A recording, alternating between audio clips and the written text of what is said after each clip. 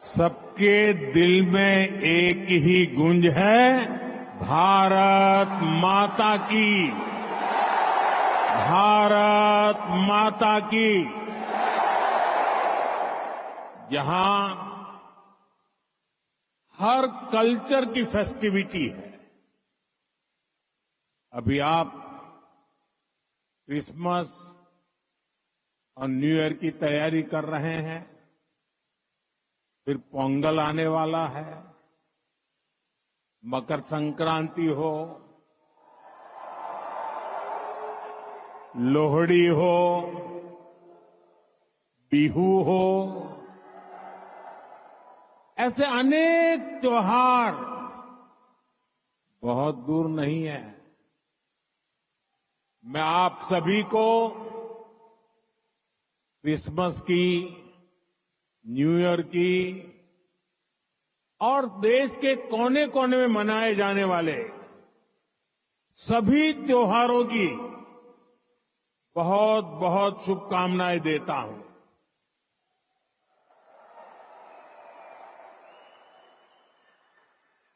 साथियों,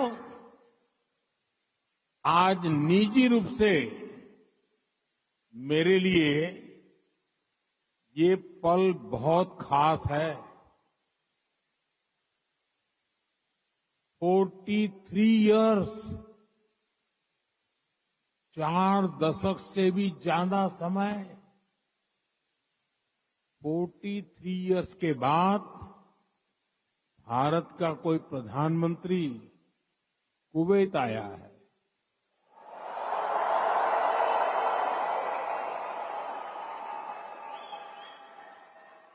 आपको हिंदुस्तान से यहां आना है तो 4 घंटे लगते हैं, प्रधानमंत्री को 4 दशक लग गए।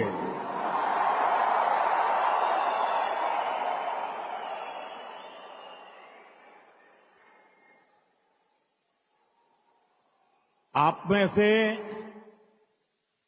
इतने ही साथी तो पीढ़ियों से कुवैत में ही रह रहे हैं। बहुतों का तो जन्म ही यहीं हुआ है और हर साल सैकड़ों भारतीय आपके समूह में जुड़ते जाते हैं। आपने कुवैत के समाज में भारतीयता का तड़का लगाया है। आपने कुवैत के कैनवास पर भारतीय हुनर का रंग भरा है। आपने कुवैत में भारत के टैलेंट, टेक्नोलॉजी और ट्रेडिशन का मसाला मिक्स किया है। और इसलिए मैं आज यहां सिर्फ आपसे मिलने ही नहीं आया हूं, आप सभी की उपलब्धियों को सेलिब्रेट करने के लिए आया हूं।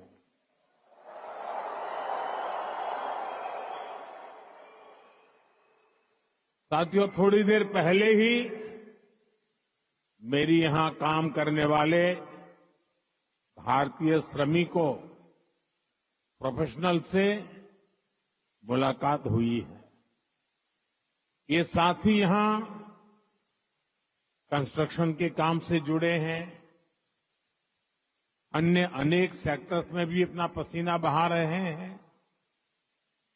भारतीय समुदाय के डॉक्टर्स, नर्सेज,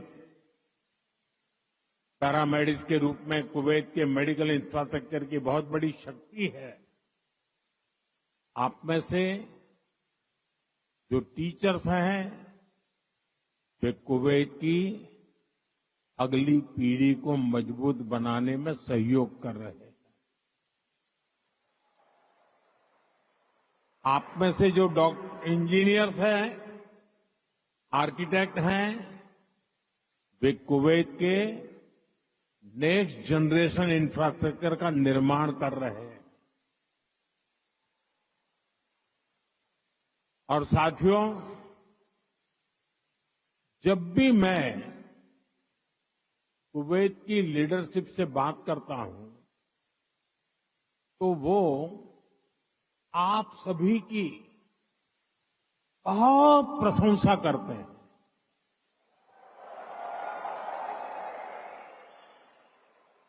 कुवैत के नागरिक भी आप सभी भारतीयों की मेहनत, आपकी ईमानदारी, आपकी स्किल की वजह से आपका बहुत मान करते हैं। आज भारत रेमिटेंस के मामले में दुनिया में सबसे आगे है,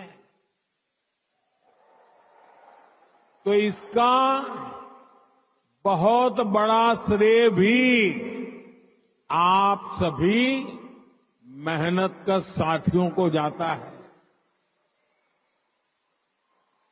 देशवासी भी आपके इस योगदान का सम्मान करते हैं। साथियों, भारत और कुवैत का रिश्ता सभ्यताओं का है, सागर का है, स्नेह का है, व्यापार कारोबार का है। भारत और कुवैत अरब सागर के दो किनारों पर बसे हैं। हमें सिर्फ डिप्लोमेसी ने ही नहीं बल्कि दिलों ने आपस में जोड़ा है। हमारा वर्तमान ही नहीं बल्कि हमारा अतीत भी हमें जोड़ता है। एक समय था जब कुवैत से मोती, खजूर और शानदार नस्ल के घोड़े भारत जाते थे और भारत से भी बहुत सारा सामान यहां आता रहा है। भारत के चावल, भारत की चाय, भारत के मसाले, कपड़े, लकड़ी यहां आती थी। भारत की टीकवुड से बनी नौकाओं में सवार होकर कुवैत के नाविक लंबी यात्राएं करते थे। कुवैत के मोती भारत के लिए किसी हीरे से कम नहीं रहे हैं। आज भारत की ज्वेलरी की पूरी दुनिया में धूम है, तो उसमें कुवैत के मोतियों का भी योगदान है। गुजरात में तो हम बड़े बुजुर्गों से सुनते आए हैं कि पिछली शताब्दियों में कुवैत से कैसे लोगों का, व्यापारी कारोबारियों का आना जाना रहता था।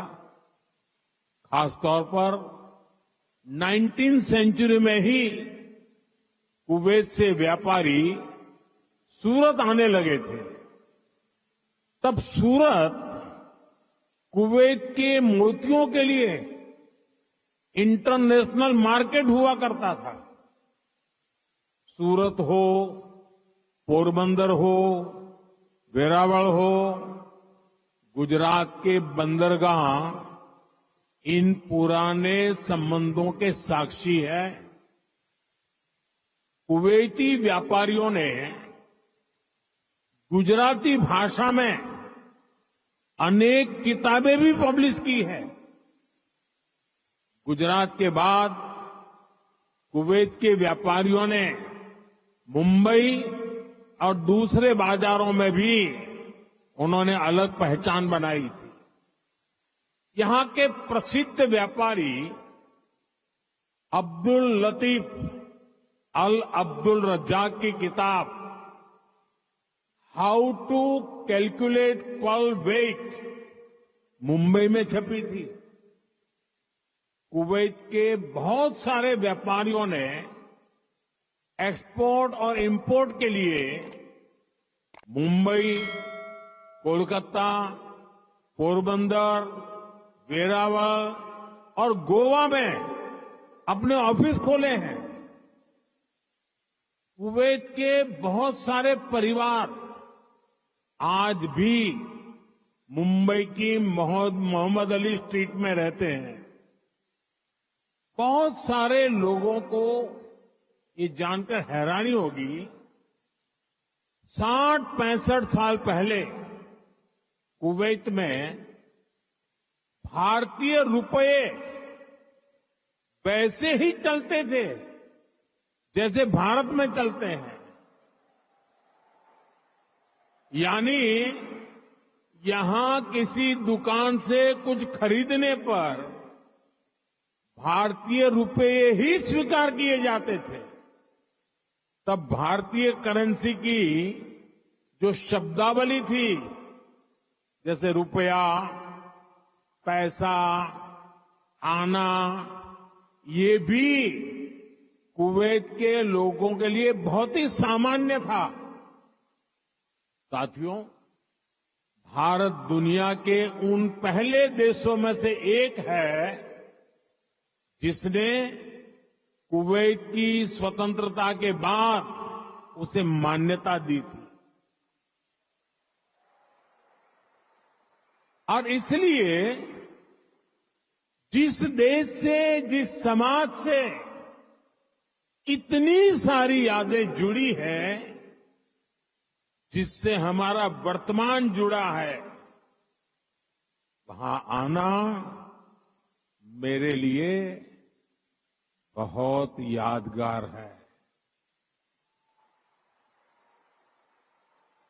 मैं कुवैत के लोगों का, यहां की सरकार का बहुत आभारी हूं।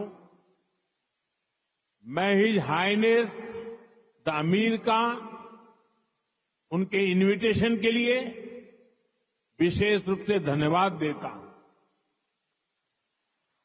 साथियों, अतीत में कल्चर और कॉमर्स ने जो रिश्ता बनाया था, वो आज नई सदी में नई बुलंदी की तरफ आगे बढ़ रहा है। आज कुवैत भारत का बहुत अहम एनर्जी और ट्रेड पार्टनर है। कुवैत की कंपनियों के लिए भी भारत एक बड़ा इन्वेस्टमेंट डेस्टिनेशन है। मुझे याद है, his highness crown prince of Kuwait ने न्यूयॉर्क में हमारी मुलाकात के दौरान एक कहावत का जिक्र किया था। उन्होंने कहा था, when you are in need, India is your destination.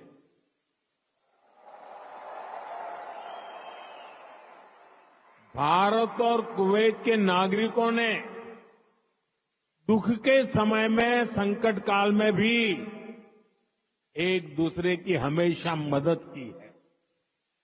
Corona महामारी के दौरान दोनों देशों ने हर स्तर पर एक दूसरे की मदद की। जब भारत को सबसे ज्यादा जरूरत पड़ी तो कुवैत ने हिंदुस्तान को लिक्विड ऑक्सीजन की सप्लाई दी।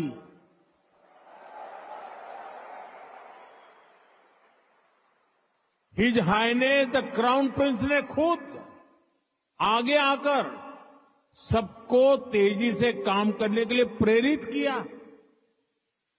मुझे संतोष है कि भारत ने भी कुवैत को वैक्सीन और मेडिकल टीम भेजकर इस संकट से लड़ने का साहस दिया।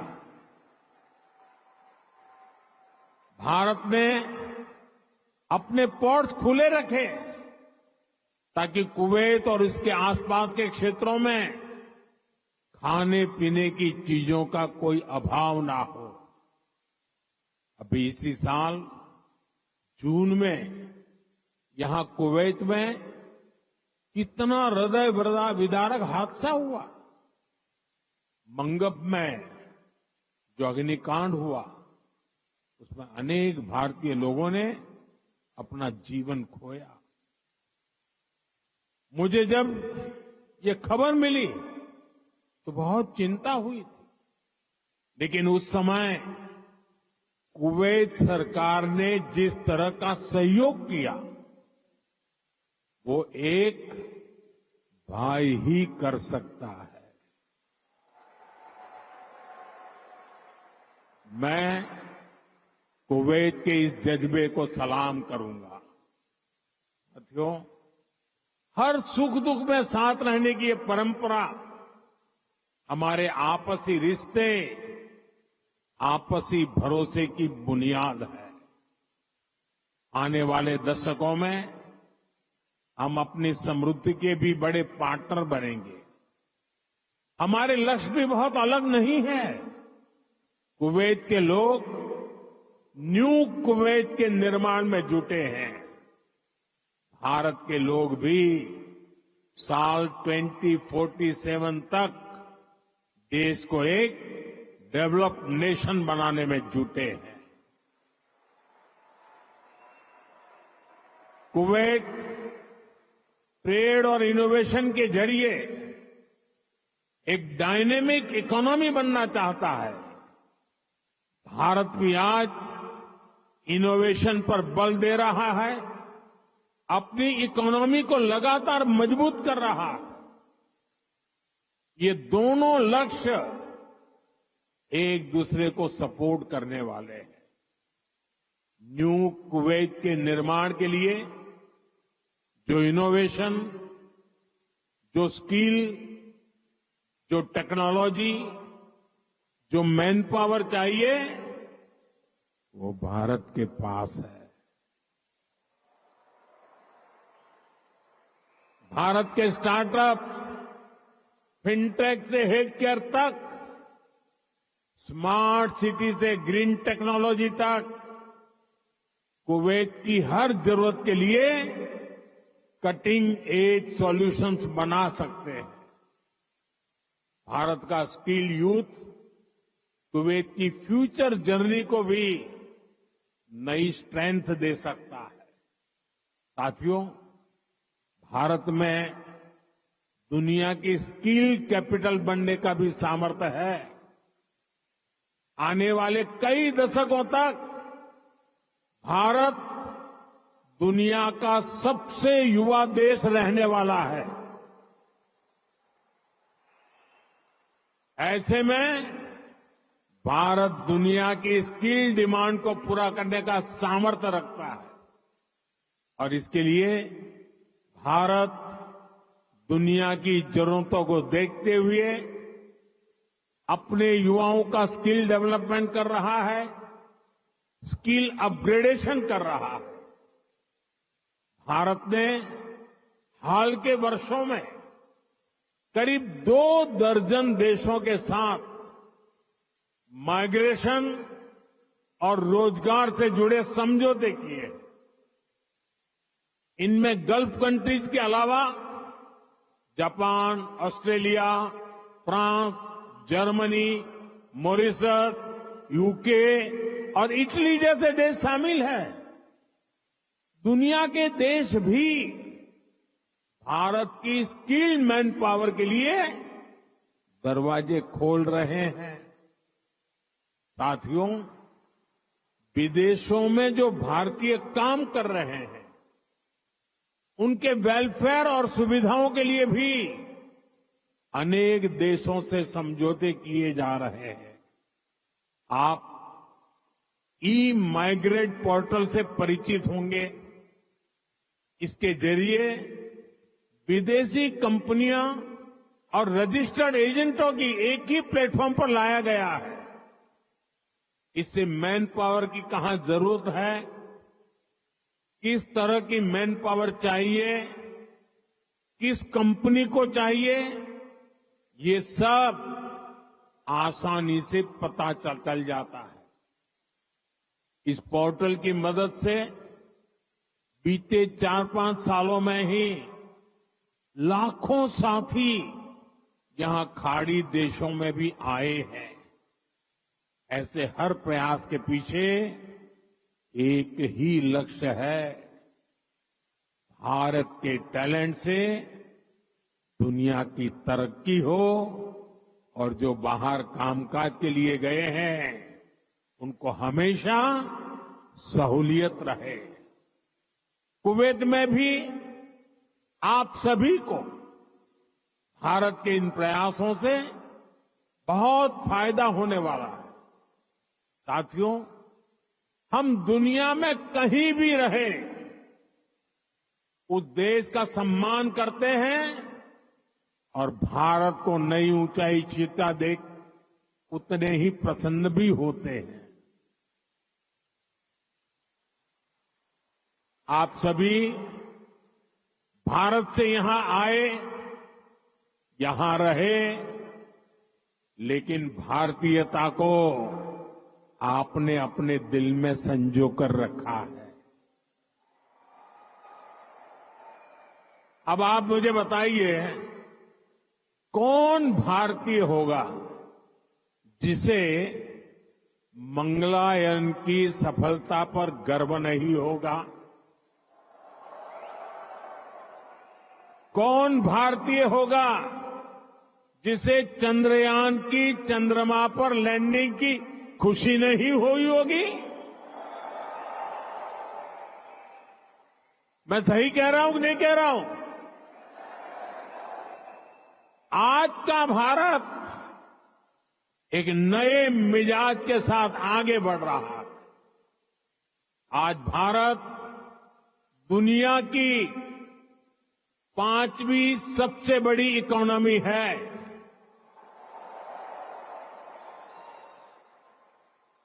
आज दुनिया का नंबर 1 फिनटेक इकोसिस्टम भारत में है। आज दुनिया का तीसरा सबसे बड़ा स्टार्टअप इकोसिस्टम भारत में है। आज भारत दुनिया का दूसरा सबसे बड़ा मोबाइल निर्माता देश है। मैं आपको एक आंकड़ा देता हूं और सुनकर आपको भी अच्छा लगेगा। बीते 10 साल में भारत ने जितना ऑप्टिकल फाइबर बिछाया है, भारत में जितना ऑप्टिकल फाइबर बिछाया है उसकी लंबाई वो धरती और चंद्रमा की दूरी से भी 8 गुना अधिक है।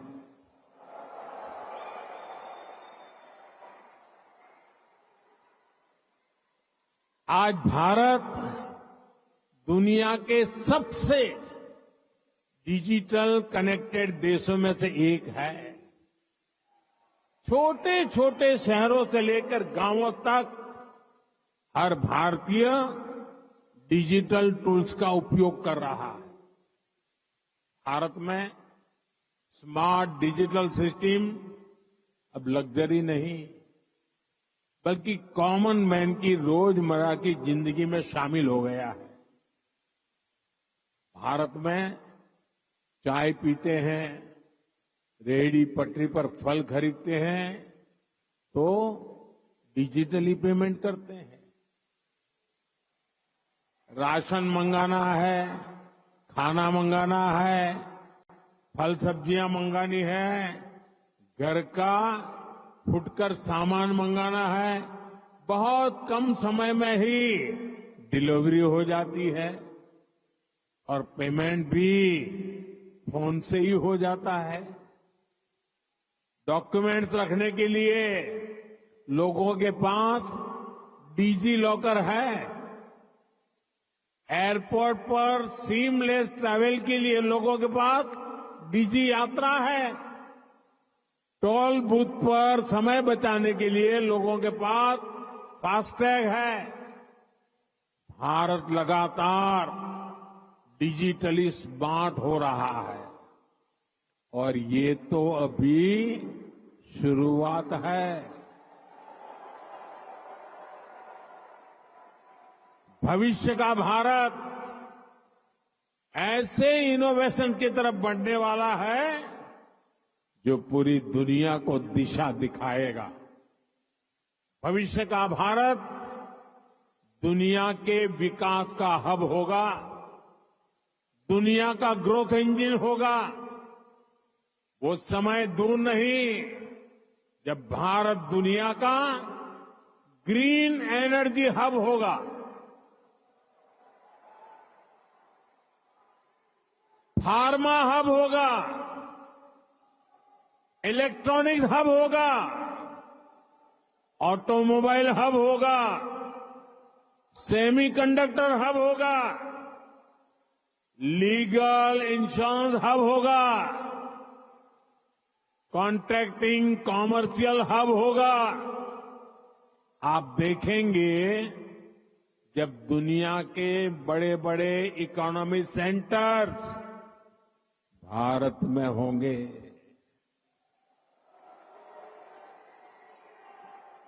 ग्लोबल कैपेबिलिटी सेंटर्स हो, ग्लोबल टेक्नोलॉजी सेंटर्स हो, ग्लोबल इंजीनियरिंग सेंटर्स हो, इनका बहुत बड़ा हब भारत बनेगा। साथियों, हम पूरे विश्व को एक परिवार मानते हैं। भारत एक विश्व बंधु के रूप में दुनिया के भले की सोच के साथ आगे चल रहा है और दुनिया भी भारत की इस भावना को मान दे रही है। आज 21 दिसंबर 2024 को दुनिया अपना पहला वर्ल्ड मेडिटेशन डे सेलिब्रेट कर रही है। ये भारत की हजारों वर्षों की मेडिटेशन परंपरा को ही समर्पित है। 2015 से दुनिया 21 जून को इंटरनेशनल योगा डे मनाती आ रही है। ये भी भारत की योग परंपरा को समर्पित है। साल 2023 को दुनिया ने इंटरनेशनल मिलेट ईयर के रूप में मनाया। ये भी भारत के प्रयासों और प्रस्ताव से ही संभव हो सका। आज भारत का योग दुनिया के हर रीजन को जोड़ रहा है। आज भारत की ट्रेडिशनल मेडिसिन, हमारा आयुर्वेद, हमारे आयुष प्रोडक्ट ग्लोबल वेलनेस को समृद्ध कर रहे हैं। आज हमारे सुपर फूड मिलेट्स, हमारे श्री अन्न न्यूट्रिशन और हेल्दी लाइफस्टाइल का बड़ा आधार बन रहे हैं।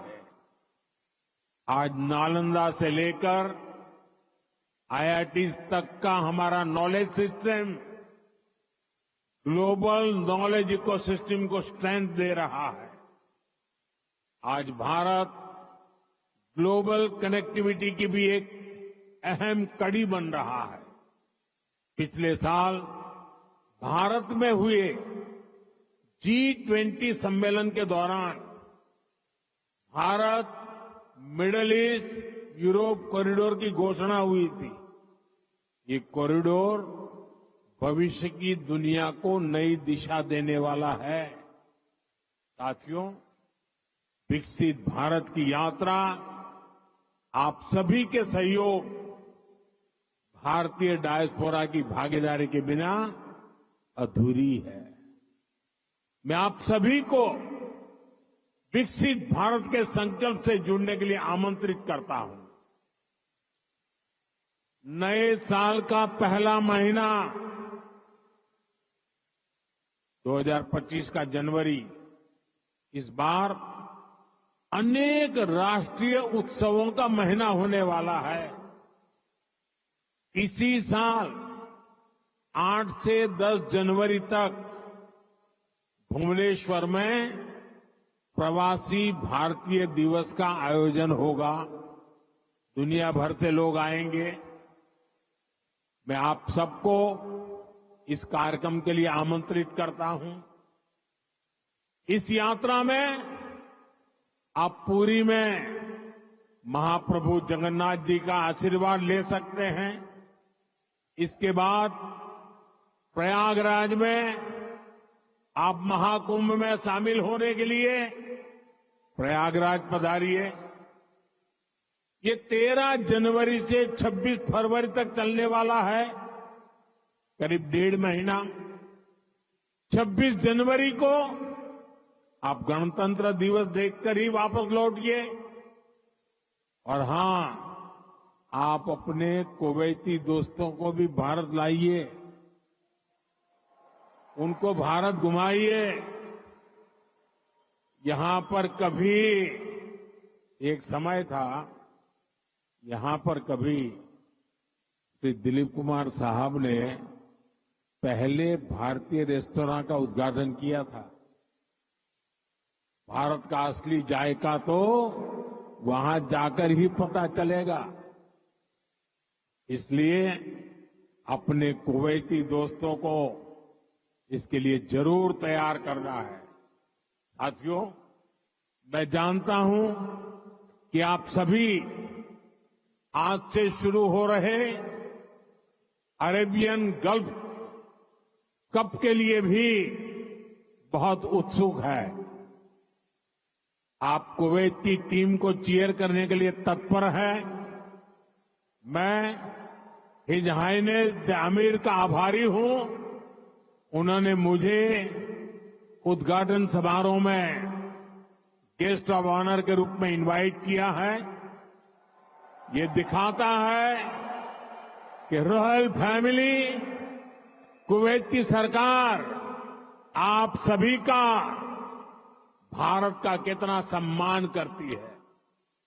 भारत कुवैत रिश्तों को आप सभी ऐसे ही सशक्त करते रहे, इसी कामना के साथ फिर से आप सभी का बहुत बहुत धन्यवाद। भारत माता की, भारत माता की, भारत माता की बहुत बहुत धन्यवाद।